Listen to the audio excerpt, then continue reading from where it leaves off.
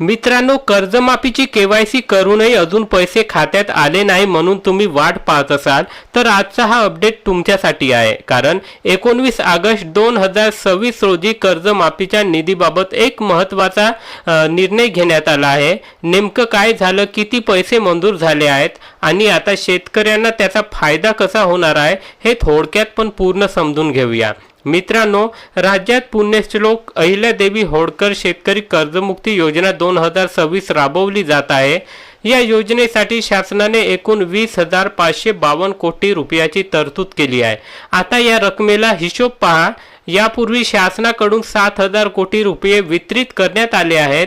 म्हणजे 20,552 कोटी रुपयामधून 7,000 कोटी रुपये गेल्यानंतर 13,552 कोटी रुपये निधी शिल्लक राहते आणि आता याच शिल्लक निधीपैकी 4,000 कोटी रुपये वितरित करण्यासाठी मंजुरी देण्यात आली आहे।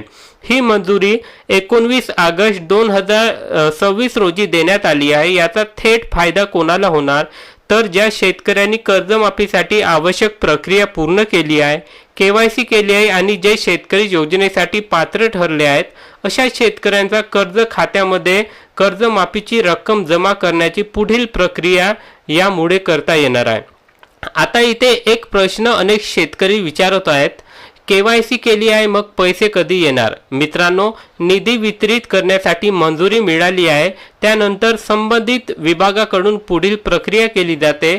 त्यामुळे प्रत्येक शेतकऱ्यांच्या खात्यात पैसे एकाच दिवशी जमा होतील असं नाही। काही शेतकऱ्यांच्या खात्यात आधी तर काहीच्या खात्यात प्रक्रिया पूर्ण झाल्यानंतर रक्कम जमा होऊ शकते। म्हणून केवायसी झाल्यानंतर अजून पैसे आले नसतील तर लगेच घाबरून जाण्याची गरज नाही। आता आणखी एक महत्त्वाचा आकडा सांगतो। यापूर्वी वितरित झालेल्या 7,000 कोटी रुपयाची निधी आणि आता मंजूर झालेल्या 4,000 कोटी रुपयाचा निधी मिळून आतापर्यंत 11,000 कोटी रुपयाची निधी कर्जमाफीसाठी उपलब्ध करून देण्यात आल्याची माहिती आहे। म्हणजे कर्जमाफीची प्रक्रिया आता पुढे नेण्यासाठी शासनाकडून मोठ्या प्रमाणात निधी उपलब्ध होत आहे। त्यामुळे गेल्या 15 ते 20 दिवसापासून केवायसी करून आपल्या कर्जमाफीच्या रकमेची वाट पाहणाऱ्या शेतकऱ्यांसाठी हा नक्कीच दिलासा देणारा अपडेट आहे। मित्रांनो, आता तुमची केवायसी पूर्ण असेल, तुम्ही पात्र असाल आणि तुमची कर्जमाफीची प्रक्रिया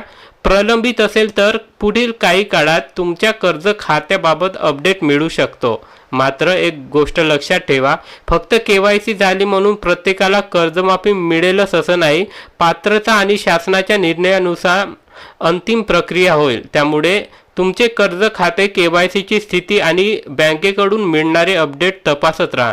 तर मित्रांनो, कर्जमाफीची वाट पाहणाऱ्या शेतकऱ्यांसाठी सध्या सर्वात महत्त्वाचा गोष्ट म्हणजे 4,000 कोटी रुपयाची निधीला मिळालेली मंजुरी।